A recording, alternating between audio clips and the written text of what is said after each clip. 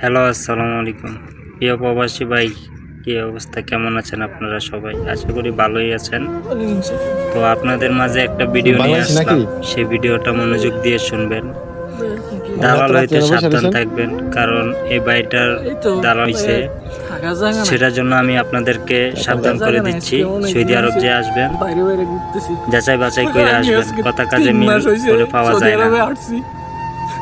তো এই ভাইটাকে দেখে আমি খুব কষ্ট পাইছি। তো ভাইয়ের জন্য সবাই দোয়া করবেন। ভাইটার নাম হচ্ছে রুবেল, তার মা অসুস্থ, তার আকামাই কিচ্ছু নাই।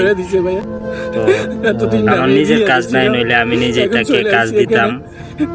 আমার রুম থাকলে আমি নিজে এটাকে নিয়ে আসতাম, আমার সেই ক্ষমতাটা নাই। তো ভাইটার জন্য সবাই দোয়া করবেন। সৌদি আরব যে আসবেন, ভেবে চিন্তায় আসবেন, দালাল হইতে সাবধান।